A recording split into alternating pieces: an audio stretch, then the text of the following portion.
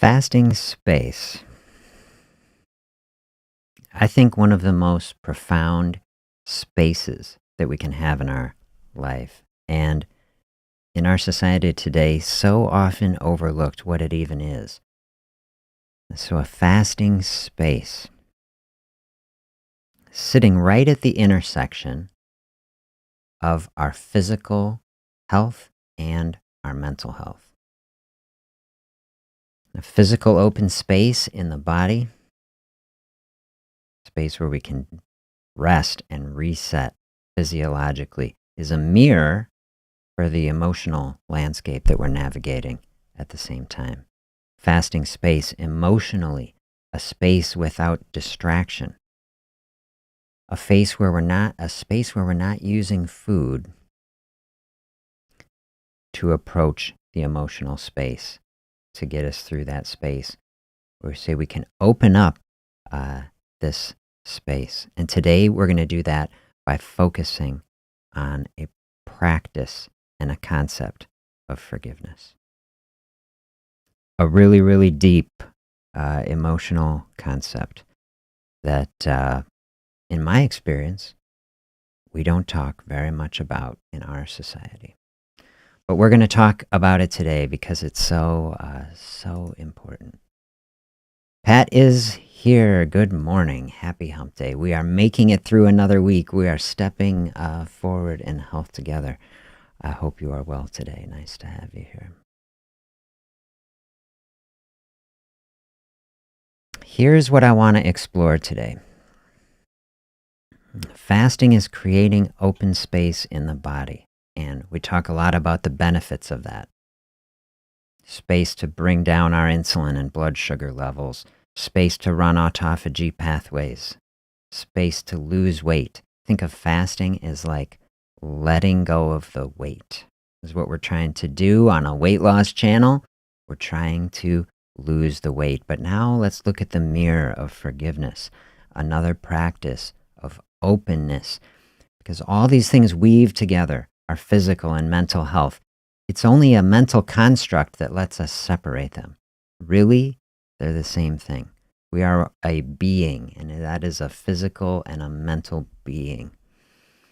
Forgiveness, think of it this way, the practice of opening up space in the heart, of letting go of a different kind of weight. Are there weights that are holding you down? When we think of this mirror, we're saying, okay, I want to be lighter in my physical body. I want some amount of weight loss so that this physical being is lighter and moving through the world more easily. Okay, what does that look like?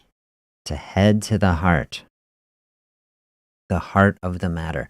Maybe much more important weight to lose is the weight that is burdening your heart, your spirit, for so many different reasons.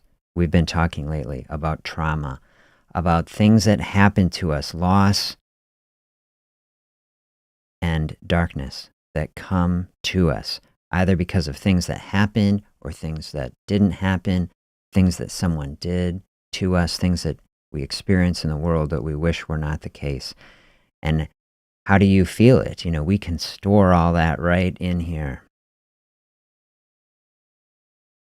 And we were talking, especially on that trauma session the other day, how do you get down into deep layers of our being where things like that reside in some sort of,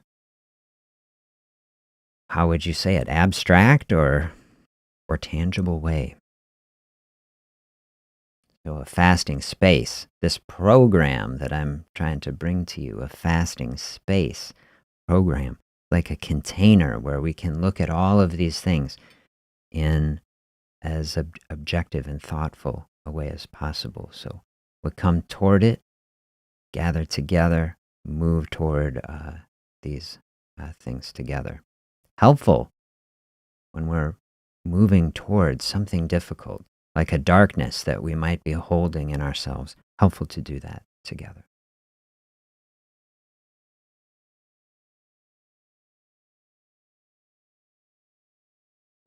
So as I've done a couple times, let me show you for everyone who is here with me. I just launched this show as a little podcast, which I don't have linked on simplefasting.com yet. But if you search on Spotify and Apple Podcasts, you will see I'm taking the audio from our live sessions and releasing it as a podcast. So probably not every show, and I'm editing it so it kind of flows a little better. But if that's helpful to you, check that out. We'll see how that goes. So here's a picture that I took a few weeks ago. I was up in northern Wisconsin, did a half marathon with some friends, and this is a river that I had the great privilege of staying by for the evening. And I just loved how this sky and the trees are reflected in the water. And so here is a very, I thought, beautiful space to reflect, right? So here's the reflection in the water. So have this kind of idea as we're reflecting today about this topic. Give you a definition. So how would you, before I click it on, how would you define forgiveness actually? It doesn't have to be just one dictionary definition, but here's Merriam-Webster on forgiveness to frame our thinking.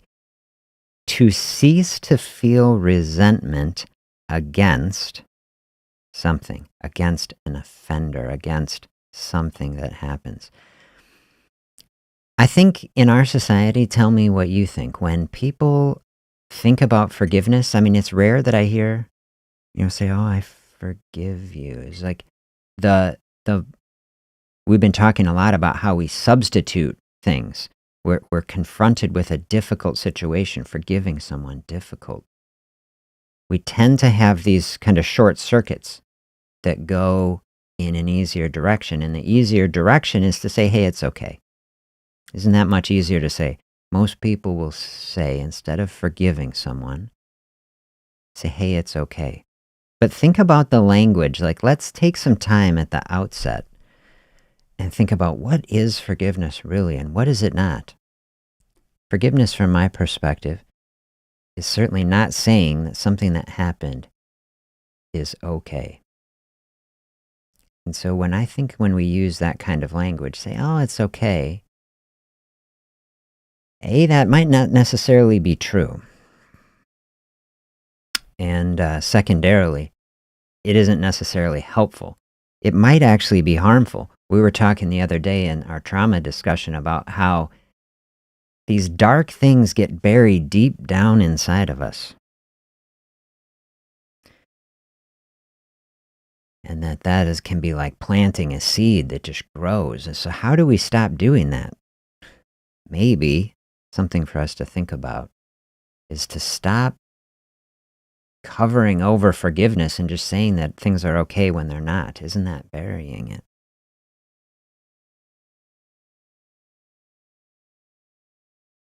I thought it was really interesting, in this definition, it says it's a feeling. Think on that for a little bit. To cease to feel resentment. That's a trick, right? I mean, that is a trick. And by that, I just mean that's really deeper. I think a lot of times we externalize forgiveness. We say forgiveness is about somebody else. I'm forgiving you. It's almost like we're blessing them or something. Like, good for you. Like, you should be happy now. You're forgiven. Isn't forgiveness an internal work? Isn't a process for us?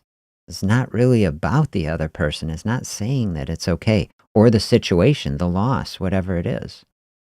If we're trying to let go of something, this is what I'm showing us, the parallels. We're trying to lose weight. We're trying to let go of that is not serving us right now. Okay. What else can we use as that pattern that can flow together, that we can release, that is not serving us?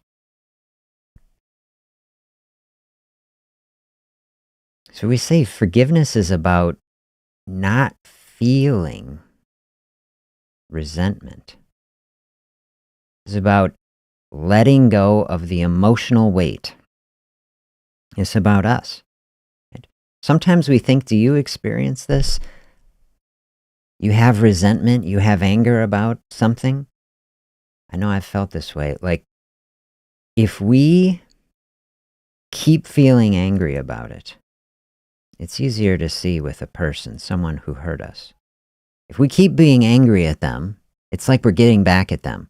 Like we don't want to let go of the anger or the sadness or something, because do we feel like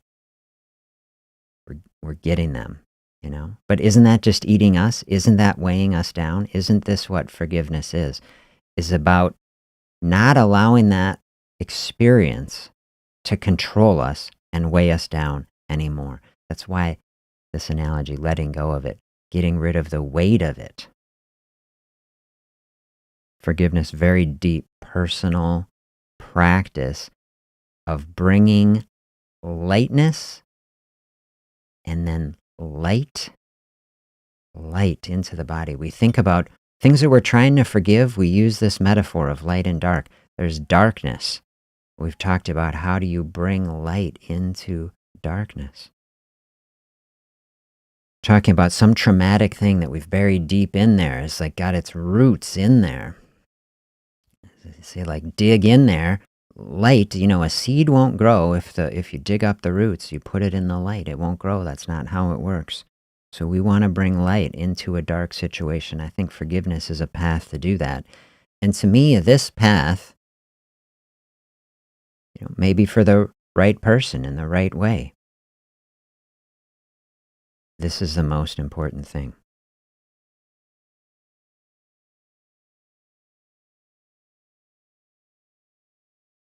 If we hold on to it, they don't get away with it.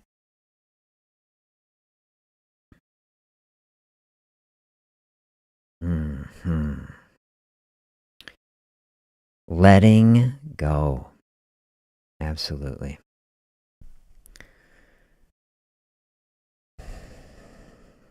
Choosing the path of peace. Think of that move. We're holding on to it. Right? That's the path of struggle. That's the path of difficulty. That's the path of taking our limited mental capacity, like we've been saying, and focusing it on this thing.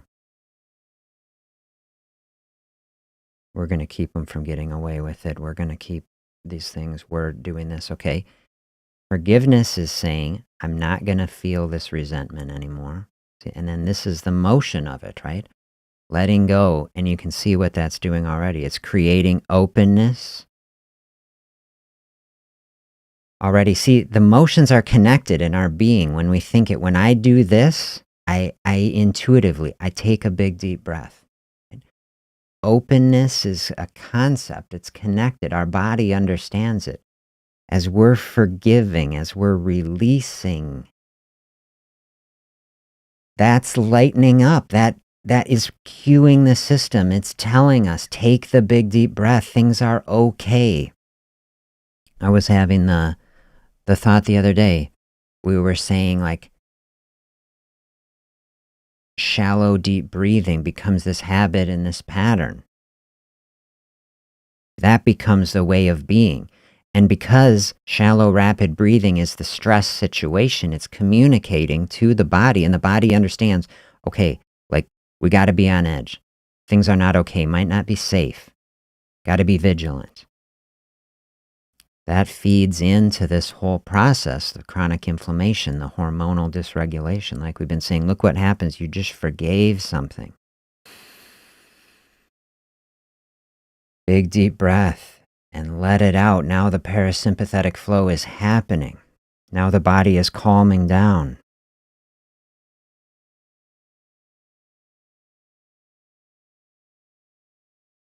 We forgave ourselves for things. How many things? We're externalizing forgiveness in so many ways. We think forgiveness is all about someone else. Forgive ourselves. This is the incredible cycle that can develop where we are bringing guilt and disappointment and frustration from things that we did or didn't do. And that can really spiral. Then we can be laying on the weight of everything because, of course, we are so much more aware of everything in our experience that we did or didn't do. And then we can really pile it on to ourselves. Yesterday, we were talking about the illusion of understanding. So much of what happens is that our intuitive, fast thinking, which is like an association machine, it grabs on to things that happen. It ignores huge amounts of context. It grabs on to big things that happened. A mistake we made becomes these nodes in the stories that we weave about ourselves, that I'm not good enough, that I'm awful, and I've done all these things, and and it weaves into this story. And then that story, because of the way the mind is working, creates this narrative about who we are. And this is how we can get trapped in these emotional cycles of these things. What is the antidote to that? Is forgiving it, letting it go, recognizing that we are not defined by these things and that we are choosing now with our definition to no longer feel resentment and regret about it, to no longer bring the guilt onto ourselves for these things. That's the process, letting go. When we build an experience like that,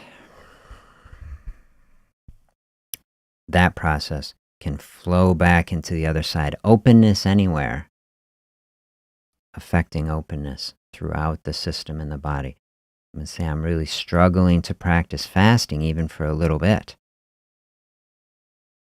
Hard to let go the food, the consumption, things. Why is that? This is the sort of thing to unpack in the journal, in the meditation space.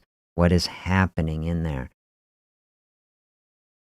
Is there something else that is the unlock somewhere else? Maybe there is something that needs to be forgiven, not for anyone else other than yourself.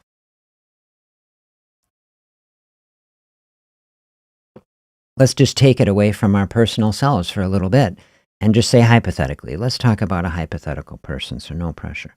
The hypothetical person has an experience where they were traumatized, they were assaulted, they had a terrible experience happen to them. And they're harboring deep resentment about it. And they are using food to cope and cover over that process. Food, we've said, the socially acceptable drug of our time. Because it works, right? Doesn't it work? You're experiencing an emotional difficulty, you can eat your way through it. If that's the pattern that is helping you get through, it's an adaptive pattern. It's helpful. Like, we don't, take off the judgment about it, but just realize for this person, for what it is. What is going to be most helpful to that person, our hypothetical person? Tell you, don't you understand? There's the calorie, 1,500 calories. This is where we hit people. Like, you have to hit the calorie target. We've reduced the human experience down to a numbers game. That's what I was telling people the other day. I read that interesting song, Numbers. There's always a number that can make you feel bad about yourself, basically. Taking the human experience, I think about this in medicine. Forgiveness is nowhere in medicine that I have really encountered. How many people coming in say we want to help someone be healthy? They've experienced horrible trauma and darkness in their life. You say, you know what you need? You need to eat 1,500 calories. You need to start an Excel sheet where you start tracking your macros. Like, maybe for the right person it does. And I always tell people, you can have benefit from that. Sometimes I will tell people to do that, but that is way down the line from something like this. I will tell you, look at this quote. that I found as I was trying to find inspiring quotes about forgiveness. The truth is, unless you let go, unless you forgive yourself, unless you forgive the situation, unless you realize that the situation is over, you cannot move forward. This is what forgiveness is allowing us to do from something, to move forward from it, to release control of it over us. Not to say it was okay, not to forget about it, not to endorse it in any way, but to be able to move forward. Never pretending, oh, I wasn't hurt by it. Oh, but just letting it go so that we can move forward. That's what it means to let go of the weight of it. You think if we're on the journey, we've said this, look at our beautiful lake. Say there's a path along this. We're trying to head forward. Through our path, way over, say our campsite is way on that distant shore. You don't want to be carrying these huge bags all the way. You're going to be dragging it. You're like, my arms are killing me. My back is so tired. These huge packs of stuff we don't even need. Okay, just set those out. And then this is how we're finding joy on the journey. What we want in a path toward health that isn't just a fad, that isn't something we do for 2 months and say, oh, I tried that for a little bit. We want something sustainable. In order to have a process that is sustainable, it has to be enjoyable. It has to be making our life better. Why would we stick with it? So when we're talking about an openness, we're talking about fasting, it's like, okay, now we have forgiven. Now we are getting to this deep level where we say my being is lighter. Do you see then that can flow out over into this physical side? Someone is saying, I've struggled for so long to get any sort of dietary process that I feel in control of. It's like when we're starting to really unpack it, this is how we can get lightness in our journey and move forward in a place without struggle. Practice opening up the space anywhere in your life, and maybe the journal will be telling you, where is the place that I need to start? Maybe it's with forgiveness.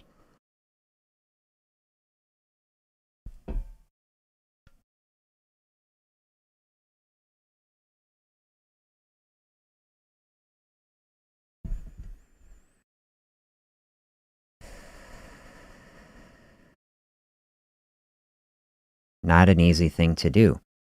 So let's flow back to the other side. Let's look to the fasting space. So just like we can struggle to open up a space without food, in many ways, we can struggle to stop snacking. We can struggle to open up space without a meal. We can struggle for many different reasons.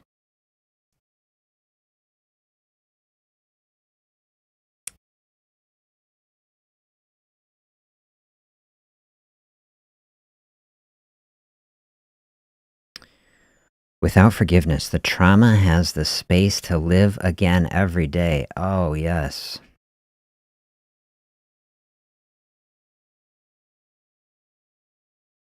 Yeah, think of it. We're giving the space to it by our withholding the forgiveness is like we are just giving it the space. We say, just stay there. We don't want to do that.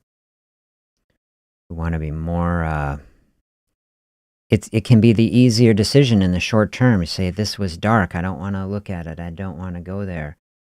I don't even want to say forgiveness of it. But then it sits, then it stays, then it keeps living. When we want to move forward, say, I don't want this darkness living in me. Forgive it and release it. That's how we move forward from it. Absolutely. But say you're struggling to do it. Very common. It's a very difficult thing to do. This is why we got to really dial in on it.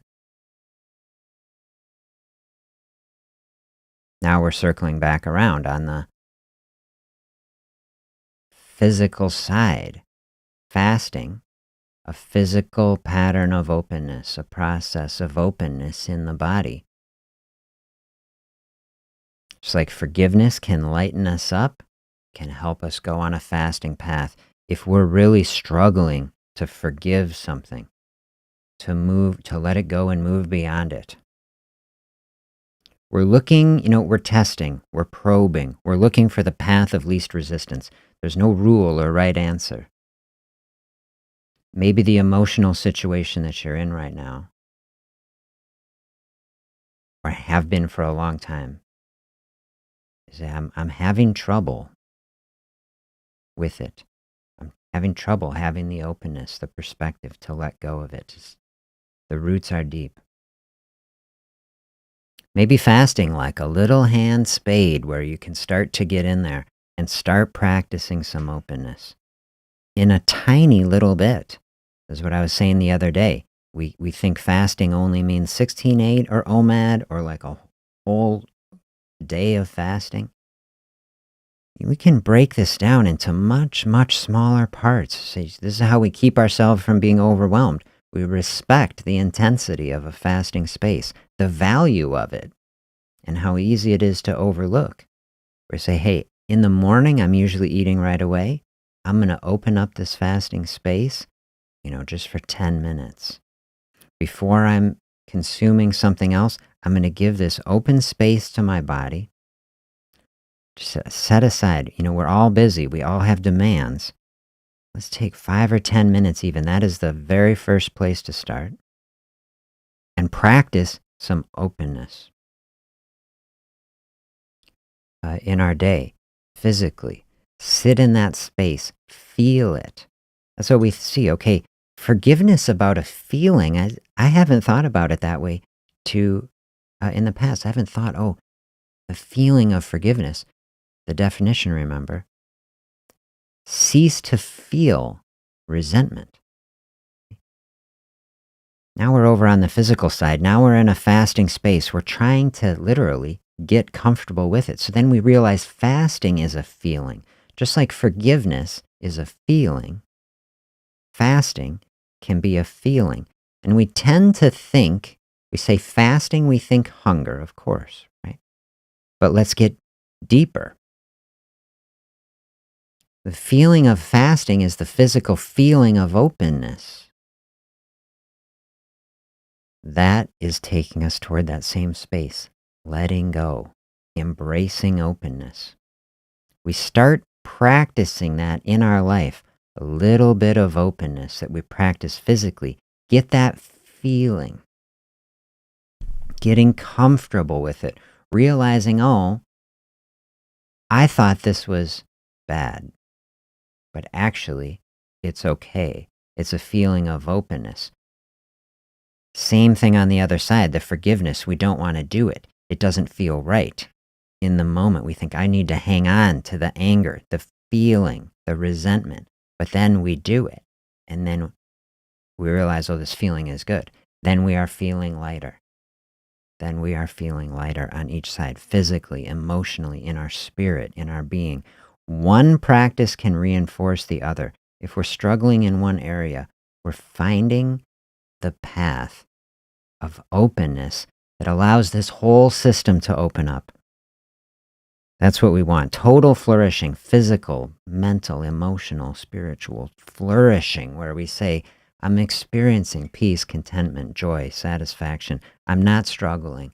I'm flowing through this space now without struggle. That's what we've been trying to get through with our psychology readings, understanding how do we get in these spaces where we're flowing through a space without struggling. That is a practice. That is something we build, and we have to be thoughtful. That's why we call it a creative act and a way of being. It's something that we construct thoughtfully, day by day. We work at it. It's like any sort of practice. You don't become a master overnight. Start at the novice level. But even, I'll tell you, novice levels of fasting bringing benefit to the body. How about a novice level of forgiveness? Maybe there's something that you can be pretty skilled at right away because it's just It's just one thing. One difficult action that you do to let go.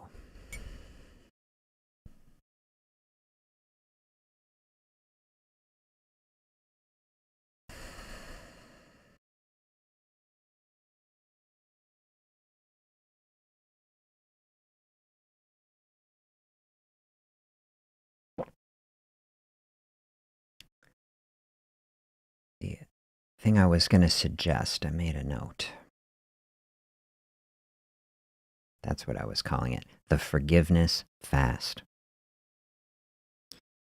Maybe we have a concept of forgiveness fast that is trying to merge both of these practices into one thoughtful space that helps us move through it. Maybe that's what I was starting to describe. Maybe that starts in as simple as 5 or 10 minutes. It could extend into something much bigger, into an hours, into a day. Take a day and have an experience. Whatever you're open to, no rules on it.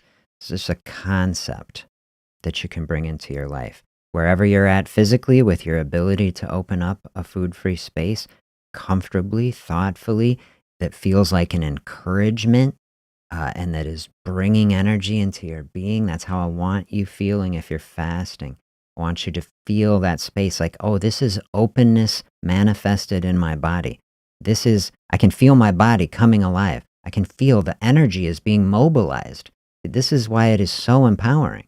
Realizing you're in a space, you're trying to lose weight. You see it, you can feel it. The weight is here. You see, the body is mobilizing that energy. It's there to serve you. We give space for that energy to fulfill its purpose, come out of the body, serve us. And in that process of serving us, that's how we rid ourselves of it. A beautiful process. In that space, then, physically, we're opening up that space. We're feeling the openness.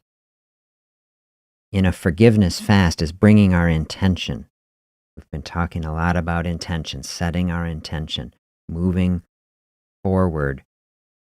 Love in action, right? That was intention. Love in action.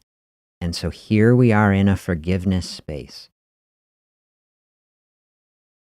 Forgiveness, of course, really connected in to a loving, compassionate mindset. And then we've seen with our definitions about ourself first, bringing love and compassion to ourselves. Very hard to give something we do not have. Fill ourselves up with love and compassion that can flow outward first. So that's the forgiveness at the root level, to let go of the darkness so that love, kindness, and compassion can flow outward from that. So a forgiveness fast. Are you aware of it at the start? Something I need to let go of that is difficult. Forgiveness fast can be specifically, intentionally about that, to move toward it, to open up the physical space in the body so that the whole being resources are freed instead of having to run digestive processes, instead of having to do all this metabolism. Body is saying, we are very intentionally taking all of our resources toward helping us achieve this forgiveness that we are seeking.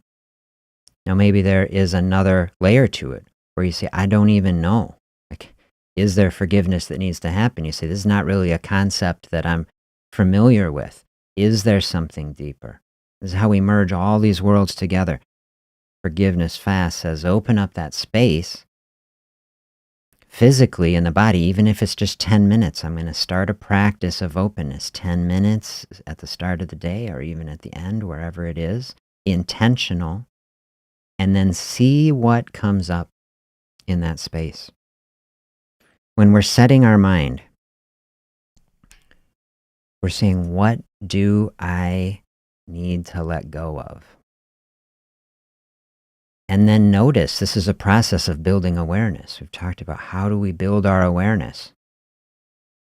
What comes into that space? You opened up the space, something is going to fill it.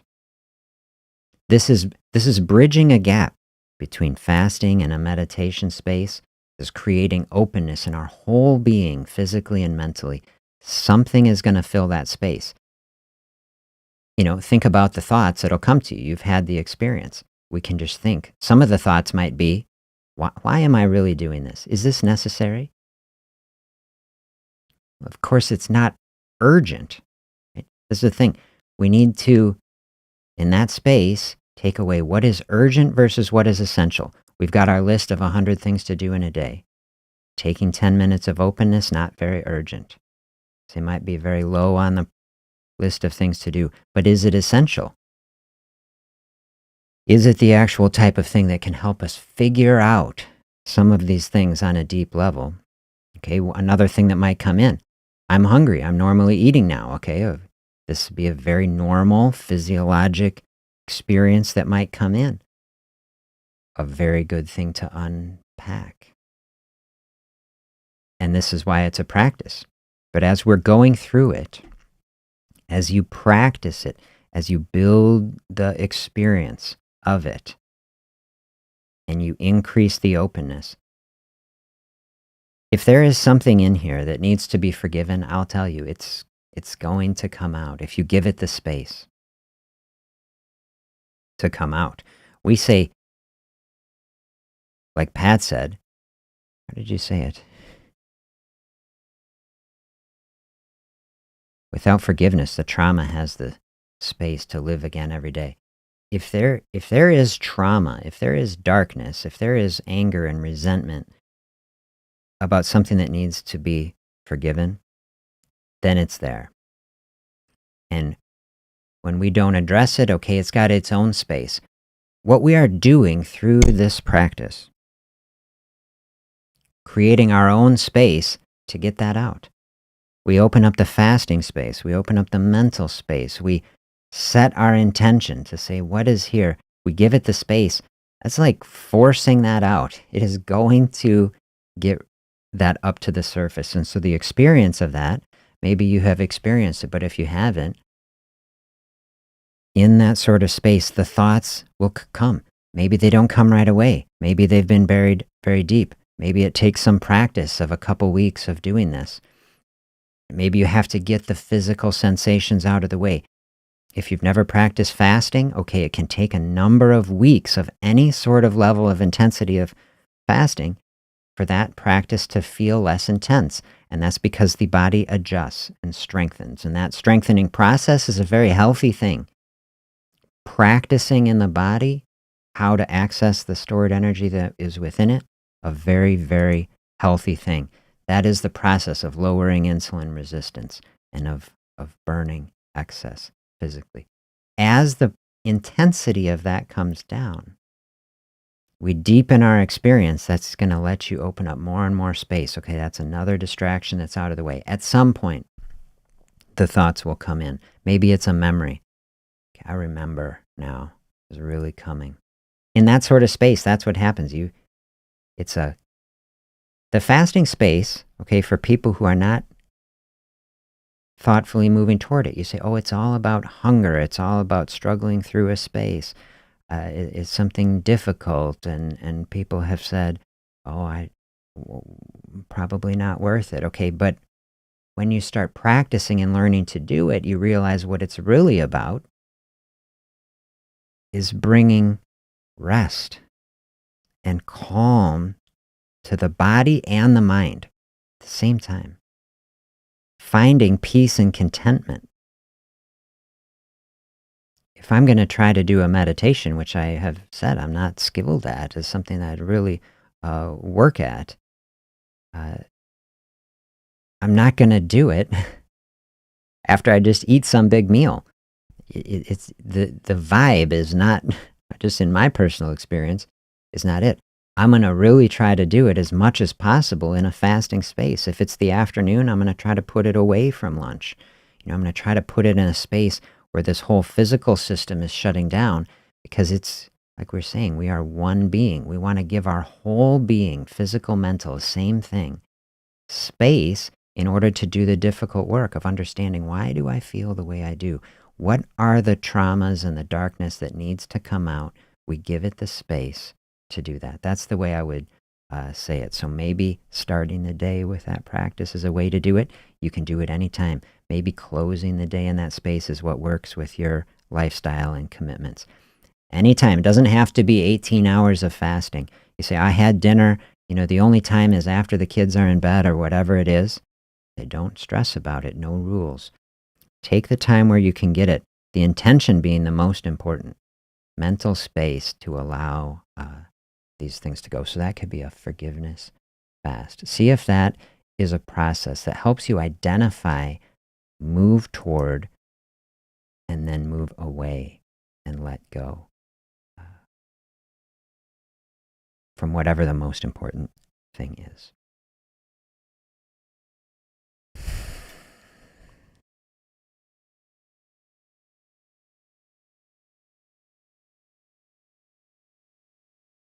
I wrote down a list of some questions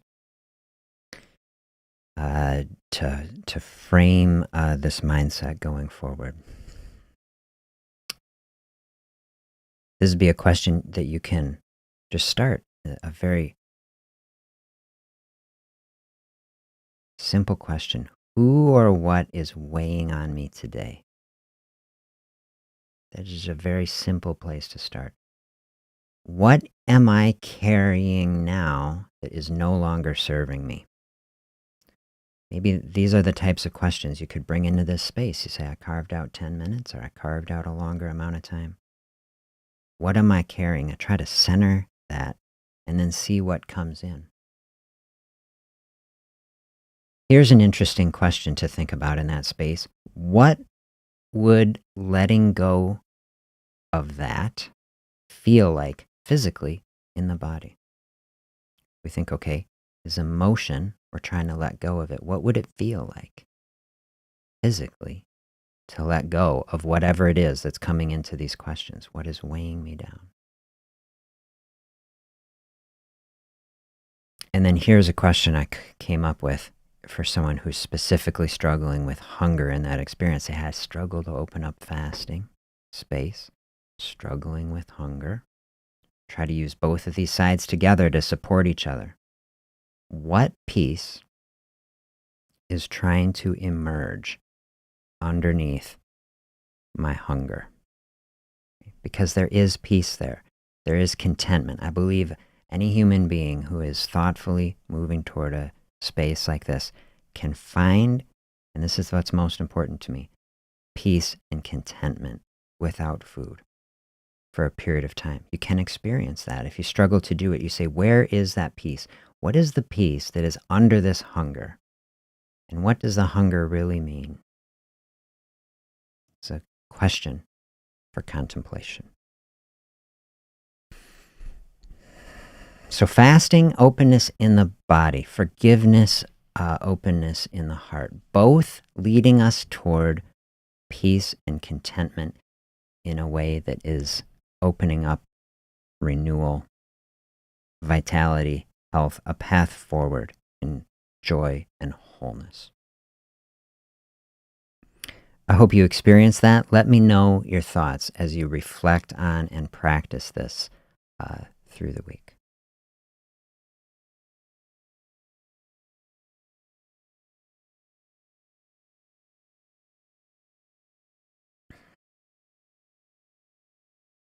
Those are my thoughts of the day that I was thinking through yesterday. I'd love to have a further discussion about it. I won't cut our session off right away. If you have questions, reflections, thoughts, I'd be very happy to hear.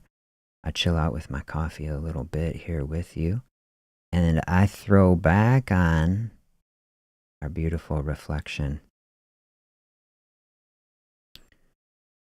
For those who have joined since we were here, this is a lake that I got a river between a lake that I got to spend some time at.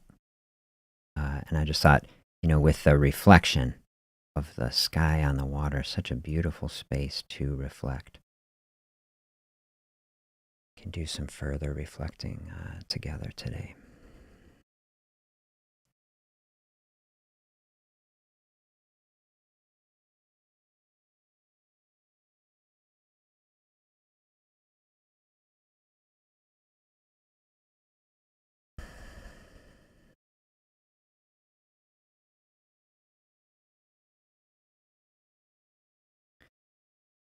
Yeah, looking at a space like that, that sort of scene, a reflection space, not something you can rush. Openness is absolutely the right approach to something like this. Pat asks, any info on fasting for high blood pressure? Yeah, I have it on my list to make a video about it, and I haven't done it. But fasting for high blood pressure is a really great topic. I'd be very happy to give you some thinking on it here. So one of the big things that I have been communicating, thinking about in this sort of space is that we are a unified whole total being, and we split out all these different things. Weight and blood sugar, mental health, all these sort of things. They're completely different things in the medical mind, but they're all experienced in the body. And we have a metabolism, and a metabolism controls, every metabolic process in the body. And so blood pressure is right in the mix with everything else. Cholesterol and blood sugar and so many things. Blood pressure is controlled by a number of different things in the body. Multifactorial. My experience with people is that fasting is a really profound space to get into blood pressure. It's not everyone, though, that does a fasting practices experiences some, revolutionary blood pressure change. In the clinical study I did while I was at the university, the exact numbers are fleeting, but it's like 80%. It's like almost everybody with type 2 diabetes. Everybody in that study had type 2 diabetes. Almost everybody with type 2 diabetes getting on either an ACE inhibitor or an angiotensin receptor blocker, even if their blood pressure isn't high. So pretty much everybody taking a high blood pressure medicine, whether the blood pressure is high or not. But about 80% of the participants' blood pressure was actually high, and many people on multiple blood pressure medicines. And so in the most objective experience I have, about a third of the blood pressure medicines that we were giving to people, the participants in the study, we were able to stop over the course of 6 months doing the 18-6 fasting protocol. And I would say that number is pretty consistent across my practice that I would see with people. It's about a half of people get on some sort of fasting practice, especially 18-6, when we really start ramping it up, 16-8, and then a couple more hours, like in that amount of space. Many people, at least half, see the blood pressure improve. And then some of it is not necessarily enough to stop a medication, but, in maybe 3/4 of the people who do experience it, I see people able to stop blood pressure medicines. And so what is the mechanism for that? Why is that happening? How is that happening? I think it's a few different things. Some people, and this, what I'm describing to you, is in the short term. There are people who go on a fasting process who then lose weight, and weight loss independently helps blood pressure. So some of the people who start a fasting process don't initially see their blood pressure better, will have improvement over time as they lose weight. But in the short term, I see many people who start a fasting process, and blood pressure is better right away before they even lose any weight. And so that can also be for many reasons. But part of it is connected to this sort of process. It's like taking a deep breath. Like, do you ever you get your blood pressure taken at the clinic, you get in the right position, you get your feet on the floor, you take a deep breath, you do all these things trying to bring that parasympathetic flow to bring things down to a baseline. fasting completely in the mix of all these things, of bringing the pressure down. This is what I want to try to reframe experiences for people. That some people come to fasting and they say, oh, this is intense. This is like a pressure. This is like a struggle. And I try to tell people, okay, let's like dial back and look in the big picture and realize the big picture that I'm trying to show is that this is actually a path away from pressure and intensity. And I think that whole thing, like taking a deep breath, can help to physically lower the blood pressure. Absolutely.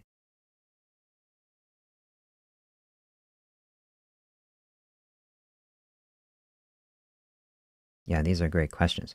Does it improve from the fasting or from the reduced weight? Both, absolutely. So there is an effect short term just from the fasting. Maybe that is like the meditation space also. Maybe it is like the breathing. Maybe it is the part that is bringing down the adrenaline, right? Adrenaline amps up the blood pressure, cranking us into that fight or flight space. So the real space I'm trying to show, the merger of our physical and mental health. As we are bringing this physical process into our being, it is shaping our emotional experience, which can cycle back around hormonally into the physical body and help us to get into that parasympathetic, calm state. And that can have very short term effects on blood pressure.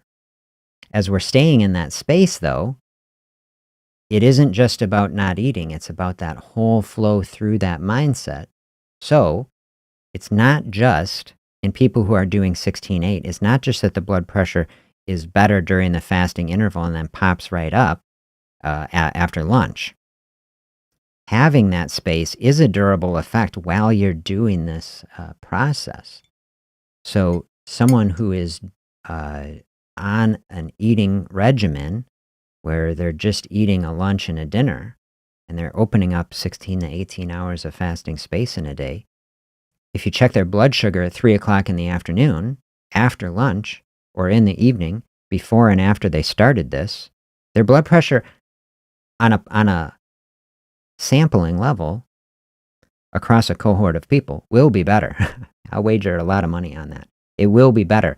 In each individual case, it would be hard to say because some people do not, for whatever reason that I don't, know. Why doesn't everybody experience that? I don't know, but some people do and some people don't. But on average, you would see a significant improvement in there. So is it, and then there is the effect, like I was kind of already said too, losing weight over time going to help blood pressure too on a longer term level. So even if someone doesn't experience that right away, blood pressure hasn't improved. 6 months from now, if you're down 15 pounds, like it might be better. Probably will be too. So there's like lots of ways to feeding into this cycle. Processed foods and salt and artificial chemicals, all these things are having complex interactions as well. So fasting a practice in and of itself, keeping some of that stuff out of the body. Very healthy, very helpful. So maybe that's in the mix also. And then you try to do every good thing, when you're in this mindset. To me, I say fasting and healthy eating, just two sides of the same coin. If you're going to be thoughtful enough to practice a fasting, which is, you've got to be dialed in to do that. If you are someone who is, say, I'm practicing fasting, I say automatically, I know, hey, this is a thoughtful person really trying to dial in on health. Like, we'll merge that thoughtful fasting practice. Only let the healthiest foods into your body as much as possible, always having grace and realize there's no perfection is required. But it's a lot of the stuff that we bring into our body can be driving up our experience with blood pressure too. So we try to only put in the most healthy, natural foods that come from the earth in a natural way, not from factories or processing as much as possible. That's going to help blood pressure, absolutely true. And then the fasting space, those are like the same thing to me, but they can be independently assessed for sure.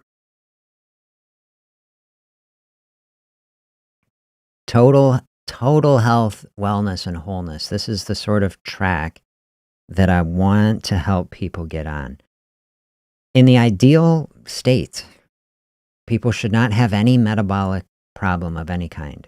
There should not be cholesterol, blood sugar, liver, kidney, blood pressure, blood sugar problems. Sometimes people will say, well, you're trying to say, is fasting like a panacea? Like, is fasting a thing? Like, no, the normal state. See, this is why I did that discussion on, what is normal? I think I called that one the normal way to lose weight. What we perceive as normal is warped in a large measure by the experience of other people, the surroundings of our environment.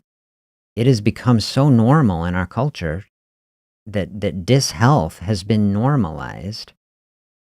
I think the data I was seeing the other day, it's on CDC website.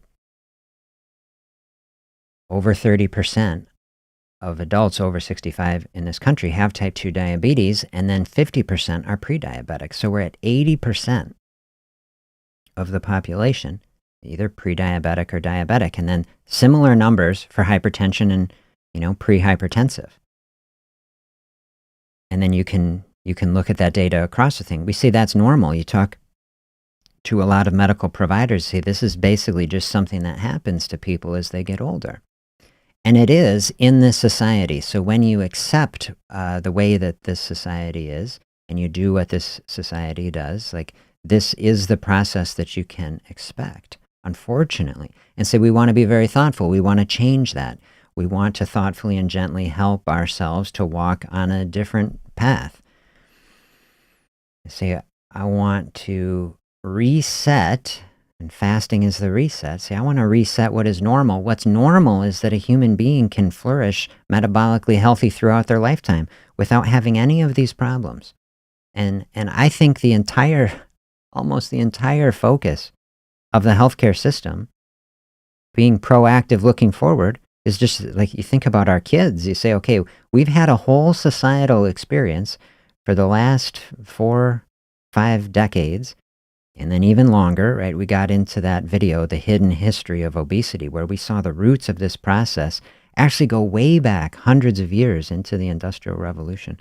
And so when we really open up our mind and we see that the normal state is human health and flourishing metabolically, that when we are connected to nature and the natural world, and we're moving our bodies and connecting with nature and eating nature, that we are nature, that this stuff is flowing, total health across a lifespan is possible. It absolutely is possible.